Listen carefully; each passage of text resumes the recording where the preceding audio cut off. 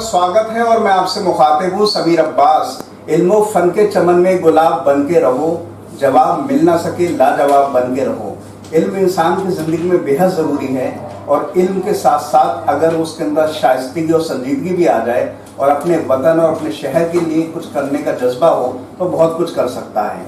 एक ऐसी ही शख्सियत हैं जिन्होंने अपनी तमाम पढ़ाई लिखाई तो वो की, लेकिन हिंदुस्तान के बाहर भी उन्होंने अमेरिका में जाके एज ए फेलोशिप डेंटल के मामले में उन्होंने काम किया और उसके बाद उस साथ में उन्होंने जो है कैंसर के क्षेत्र में भी लगातार रिसर्च में भी तमाम काम किया और हिंदुस्तान की नुमाइंदगी उन्होंने अमेरिका में जाकर की। डॉक्टर फिरोज़ खान साहब हमारे साथ मौजूद हैं जो कि गौसे आजम अस्पताल के एमडी भी हैं।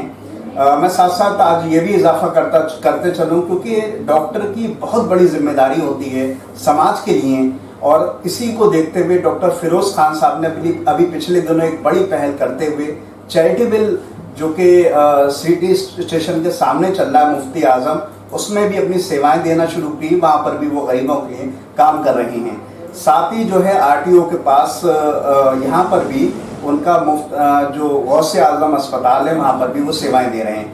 आज जो हमारा विषय है वो मुंह का कैंसर है, उसके बारे में हम तमाम बात करेंगे और किस तरह की जो तैयारियां चल रही हैं, किस तरह की चीज़ें होती हैं, किस तरह से बचा जा सकता है, किस तरह से इलाज किया जा सकता है, उन तमाम विषयों पर जानेंगे। कैंसर की जब हम जिक्र करते हैं तो दुनिया में दूसरे मौत का सबसे बड़ा कारण जो है वो कैंसर है और हिंदुस्तान में जो है अमेरिका और चाइना के बाद तीसरे नंबर पे हिंदुस्तान आता है, जिसमें मुंह के कैंसर और मुंह के कैंसर में भी तंबाकू के सेवन से 90% से ज़्यादा कैंसर होता है, जो यकीनन जो है हमारे सबके लिए मुश्किल बात है। उन तमाम विषयों पर बात करेंगे। डॉक्टर फिरोज़ साहब हमारे साथ मौजूद हैं। एक इंट्रोडक्शन कहें या शुरुआती बात वो मैंने करी है ताकि लोगों को और आवाम को पता चले। अगर कुछ इजाफा और करना चाहते हैं अपने बारे में या विषय के बारे में तो कर सकते हैं, उसके बाद हम विषय की तरफ आए। जी, हम लोग जैसे कि यहाँ पे मुंह के कैंसर के लिए बात करने के लिए बैठे हुए हैं, तो इस मुंह के कैंसर का जो डायग्नोसिस और ट्रीटमेंट है काफ़ी डिफ़िकल्ट है और ट्रीटमेंट प्लानिंग डायग्नोसिस डिफर भी करता है लोगों में। इसीलिए हम यहाँ पे आर्टिफिशियल इंटेलिजेंस का यूज़ कर रहे हैं। आर्टिफिशियल इंटेलिजेंस एक कंप्यूटराइज्ड टेक्नोलॉजी है जो प्रोवाइडेड डेटा से लर्न करती है और उसी हिसाब से काम करती है। तो हमने यहाँ पे जो मुंह के कैंसर का ट्रीटमेंट है वो आर्टिफिशियल इंटेलिजेंस हम पैथोलॉजिकल स्लाइड्स को एग्जामिनेशन करने में भी यूज़ करते हैं। पेशेंट्स की क्लिनिकल पिक्चर्स जो होती हैं या पेशेंट्स का क्लिनिकल डाटा, क्लिनिकल हिस्ट्री, जो भी रेलिवेंट इंफॉर्मेशन होती है उसको प्रोसेस करने में यूज़ करते हैं और हम लोग एक्यूरेसी आर्टिफिशियल इंटेलिजेंस को यूज़ करके सबसे ज़्यादा देते हैं। कई बार ऐसी संभावना होती है ह्यूमन एरर्स जिसको हम कहते हैं कि कई बार ऐसा होता है जैसे किसी डॉक्टर ने डायग्नोसिस दिया, किसी और ने दिया, तो कुछ डॉक्टर्स के डायग्नोसिस डिफर करते हैं एक दूसरे से और कुछ डायग्नोसिस ठीक होते हैं और कुछ गलत भी हो सकते हैं। तो ये सारी ह्यूमन एरर्स होते हैं, लेकिन आर्टिफिशियल इंटेलिजेंस यूज़ करके हम इसको बहुत कम कर सकते हैं। दूसरा जो है आर्टिफिशियल इंटेलिजेंस ट्रीटमेंट के बाद पेशेंट का लुक कैसा होगा, क्योंकि ज़्यादातर कैंसर सेंटर्स पे क्या होता है कि हम गए और कैंसर की सर्जरी के लिए डॉक्टर ने बोला और बताया कि बहुत बड़ा ऑपरेशन होगा, सारा एरिया जो है वो निकालना पड़ेगा, उसके बाद रेडियोथेरेपी होगी या कीमोथेरेपी होगी या दोनों होंगी और ट्रीटमेंट स्टार्ट किया। तो ट्रीटमेंट के बाद जो एंड रिजल्ट आता है पेशेंट का वो बहुत ख़राब लुक लगता है उसको कि यार ये क्या हो गया, पहले मेरी लुक बहुत अच्छा था और अब मेरा गाल ख़त्म हो गया या जबड़ा आधा काट दिया गया या कुछ हुआ, मेरा लुक बहुत ख़राब है। तो ये जो लुक को चेंज होना है सर्जरी के बाद, ये भी हम लोग आर्टिफिशियल इंटेलिजेंस की मदद से हम उसको बिल्कुल विजुअलाइजेशन करके दिखाते हैं कि अभी आपका फोटोग्राफ ये है 3D में और ऑपरेशन के बाद आपकी जो इमेज होगी वो ये होगी।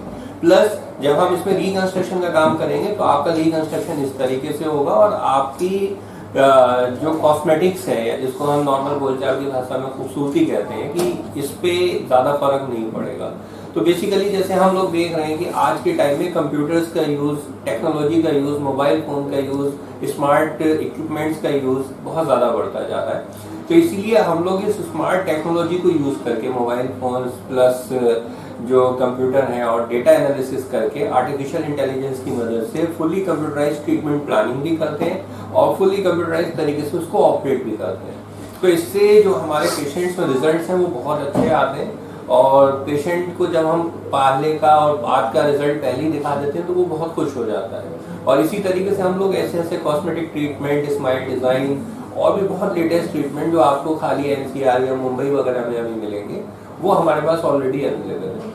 यहाँ ट्रीटमेंट की लिस्ट जो है इस हॉस्पिटल में, पूरे इंडिया के अंदर ऐसा कोई हॉस्पिटल नहीं है जिसमें वो ट्रीटमेंट हो रहा हो और आपको इस आउटलेट में ना मिले, हमारे पास ना मिले जी। तो बेसिकली हम लोगों का काम है कि बेस्ट ट्रीटमेंट देना, आर्टिफिशियल इंटेलिजेंस की मदद लेना, कंप्यूटर्स की मदद लेना, प्लस अपनी नॉलेज को यूज करना, प्लस पेशेंट से फीडबैक लेना। उसका फीडबैक सबसे जरूरी है। हमने बहुत अच्छी सर्जरी की, बहुत अच्छा आर्टिफिशियल इंटेलिजेंस यूज करके उसको दिखाया कि भाई अभी ऐसा है, बाद में वैसा होगा, but at the end of the day हमें लगता है कि पेशेंट अनसेटिस्फाइड है। तो हमें पेशेंट का फीडबैक बहुत जरूरी है, वो फीडबैक हमें आगे के मरीजों को सेटिस्फाई करने में बहुत मदद करता है। दूसरा जो है, यहाँ का एड्रेस है वसे आजम hospital, opposite 8 battalion PSC, Nakatia, Bareilly. तो यहाँ भी NH-24 हाईवे जो नकटिया से बरेली वाला जो हाईवे है, शाहजहांपुर को जो रोड जा रहा है, यहाँ पर आप आ सकते हैं और ये सारी जो सुविधाएं हैं हमारे पास, इनका लाभ उठा सकते हैं। तो खाली कैंसर का ही ट्रीटमेंट नहीं, डेंटल का परफेक्ट ट्रीटमेंट। और हम लोगों की एक टैग लाइन भी है, वो हम बोलते हैं बार बार पेशेंट से कि अगर आपका ट्रीटमेंट पूरी इंडिया में कहीं नहीं हो पा रहा और आप अनसेटिस्फाइड हैं, मैं हर डेंटल पेशेंट को नहीं कह रहा कि आपकी डेंटल प्रॉब्लम है और आप मेरे पास आ जाइए। मैं ये कह रहा हूँ जो बहुत परेशान है, उन्हें कहीं इलाज ही नहीं मिल पा रहा और कई डॉक्टर्स को दिखाया लेकिन ओपिनियन डिफर की, या ट्रीटमेंट कराया, 1 सर्जरी कराई, 2 सर्जरी कराई, 3 सर्जरी कराई, but they are not satisfied. तो मैं उनसे ये मैसेज देना चाहता हूँ कि आप एक बार आए और हमें एक मौका दें, ताकि हम आपको अपनी टेक्नोलॉजी और अपनी जो आर्ट है और जो साइंस है और जो ट्रीटमेंट करने की आर्ट है वो हम आपको दिखा पाएं। मैं थोड़ा सा, आपने मोटा मोटी हर एक चीज को बता दिया, थोड़ा सा मैं विषय पर आता हूँ जी। फरवरी में अभी जब कैंसर डे मनाया जाता है तो एक रिसर्च सामने आई कि हिंदुस्तान में बड़ी तेजी से मुंह के कैंसर के मरीज बढ़ रहे हैं जी। हमारी जीवन शैली, हमारा खान पान, आनुवंशिकता और भी तमाम कारण हैं। आपके तजुर्बे हैं अमेरिका से लेके हिंदुस्तान तक के, तो किस तरह से आप देखते हैं मुंह के कैंसर? जी देखिए, मुंह का कैंसर जो है वो इस टाइम पे एक ऐसी बीमारी निकल के आ रहा है जो हमारे आने वाले यंग एज पॉपुलेशन जो है, प्लस जो ओल्ड एज या एल्डरली पॉपुलेशन है, उन दोनों को अफेक्ट कर रहा है और बहुत ज़्यादा खतरनाक साबित हो रहा है। बेसिकली जो मुंह के कैंसर का मेन रीज़न होता है वो तंबाकू का सेवन होता है। तंबाकू को चाहे हम गुटखे के फॉर्म में लें, रजनीगंधा की फॉर्म में लें, बीड़ी सिगरेट में यूज़ करें, हुक्के के अंदर यूज़ करें, इसके साथ में जैसे अल्कोहल हम यूज़ करें, तो तंबाकू के सेवन से जो है कैंसर की प्रॉब्लम होती है। सबसे पहले क्या होता है, एक सिम्टम आता है कि लोगों का मुंह छोटा होने लगता है जैसे वो तंबाकू खाते हैं, लेकिन ये 7 से 8% पेशेंट्स में ही होता है। और जो लोग तंबाकू का सेवन करते हैं तो 7 to 8% में ही हाई रिस्क पेशेंट्स होते हैं। तो जब इनमें ये प्रॉब्लम आती है तो हम इसको सबम्यूकस फाइब्रोसिस या ओरल सबम्यूकस फाइब्रोसिस OSMF कहते हैं। इस कंडीशन के बाद कैंसर बनने के चांसेस उस पेशेंट में बढ़ जाते हैं।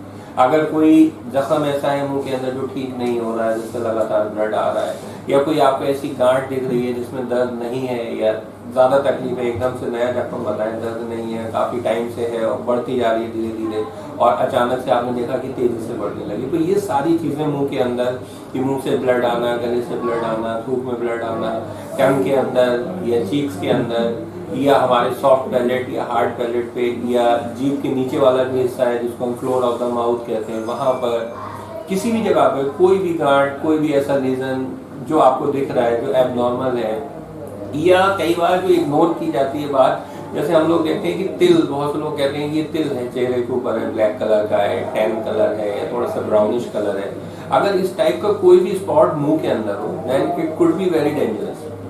तो उसका एग्जामिनेशन होना बहुत जरूरी है। और जैसे कि मैंने आपको पहले ही बताया कि हम लोग आर्टिफिशियल इंटेलिजेंस का यूज कर रहे हैं, तो हम क्या करते हैं, इस टाइप का अगर कोई भी केस होता है तो सबसे पहले उसकी इमेजेस लेते हैं, कंप्यूटराइज्ड एनालिसिस करते हैं और उस एनालिसिस को आर्टिफिशियल इंटेलिजेंस से गुजारते हैं और फिर अपना फाइनल रिजल्ट बनाते हैं, फाइनल रिपोर्ट तैयार करते हैं। तो हम इसमें कई सारी चीजें करने में, अभी तक हमारी रिसर्च ऑनगोइंग है और हमारे पेटेंट भी अप्लाई किए जा चुके हैं, वो पेंडिंग स्टेटस में है। तो हम लोग उसमें क्या निकालते हैं, हम लोग बेसिकली ये निकालते हैं कि जो हमारी ऑनगोइंग रिसर्च चल रही है उस रिसर्च के अकॉर्डिंग इस पेशेंट को आगे कैंसर होने की संभावना कितनी है, near by 6 month, 1 year, 2 year, 5 year. और अगर कोई कैंसर का पेशेंट है और वो स्क्रीन हो गया है हमारे लिए कैंसर पॉजिटिव है, तो उसके सारे इन्वेस्टिगेशंस करने के बाद और आर्टिफिशियल इंटेलिजेंस, कंप्यूटर्स और अपनी टेक्नोलॉजी का यूज करने के बाद हम लोग ये देखते हैं कि इस पेशेंट के अंदर जो लाइफ सर्वाइवल है वो कितना ईयर्स का है, मतलब 5 ईयर तक सर्वाइव कर पाएगा, 2 ईयर तक सर्वाइव कर पाएगा या 2 ईयर्स तक सर्वाइव कर पाएगा, या कितना परसेंट। फॉर एग्जांपल हम कहते हैं कि 60% 5 ईयर सर्वाइवल रेट है पेशेंट का। तो इस तरीके से जो मोटी मोटी बातें हैं जो और बारीकियां भी जो हैं वो दोनों ही हम निकालते हैं। कितने पैकेट तम्बाकू यूज करता था, एक दिन में कितनी बार खाता था, किस तरीके से खाता था, कितने दिन से खा रहा है, कितना टाइम हो चुका है, मुंह कितना छोटा हो चुका है, वो इस समय कौन सी क्लिनिकल स्टेज में, कैंसर की अगर गांठ है वो कौन सी क्लिनिकल स्टेज में, रेडियोलॉजिकल स्टेजिंग क्या है। रेडियोलॉजिकल स्टेजिंग मतलब एक्सरे या MRI या CT स्कैन से निकल के आ रही है। उसके बाद एक तीसरी स्टेजिंग होती है जो हम कहलाते हैं हिस्टोपैथोलॉजिकल स्टेजिंग। उसका मतलब ये कि हमने कैंसर का एक सैंपल लिया, छोटा सा टुकड़ा निकाल के भेजा जाता है लैब को जांच के लिए, जिसको हम बायोप्सी बोलते हैं। उस टुकड़े से जो जांच होके आती है उसमें भी हमें दिखता है कि हाँ भाई ये फर्स्ट स्टेज हिस्टोपैथोलॉजिकल स्टेजिंग में है, सेकंड स्टेज में, थर्ड स्टेज में, फोर्थ स्टेज में। हर स्टेज पर clinical stage, histopathological stage, radiological stage, तीनों को मिला के डिसीजन होता है। ट्रीटमेंट डिफर करता है, पेशेंट का सर्वाइवल डिफर करता है, रिस्क फैक्टर्स, जेनेटिक फैक्टर्स, ये भी सारे हम देखते हैं इसमें। तो जब सारे environmental factors, risk factors, genetic factors और स्टेजिंग हम सारी मिला के देखते हैं, तो आर्टिफिशियल इंटेलिजेंस की मदद से जो पुराना डेटा है उस पेशेंट को लेके हम एक पर्टिकुलर पेशेंट के लिए बिल्कुल एक कस्टम प्लान बनाते हैं कि हर पेशेंट की सर्जरी एक टाइप से नहीं हो सकती। कैंसर एक टाइप का हो सकता है, उसका एक्सटेंट भी एक टाइप की हो सकती है, लेकिन ये जरूरी नहीं कि हर पेशेंट की सर्जरी भी एक टाइप से हो। तो सर्जरी करने से पहले हम लोग प्लानिंग पे बहुत ज्यादा फोकस करते हैं, क्योंकि जितनी अच्छी हमारी प्लानिंग होगी देखिए उतनी अच्छी हमारी सर्जरी होगी। और हम ये चाहते हैं कि हर पेशेंट की बीमारी की जड़ तक जाए, प्रॉपर डायग्नोसिस करें, उसके बाद प्रॉपर उसकी ट्रीटमेंट प्लानिंग करें और उस प्लानिंग को कंप्यूटराइज आर्टिफिशियल इंटेलिजेंस की मदद से हम परख भी लें कि that is more suitable for patient.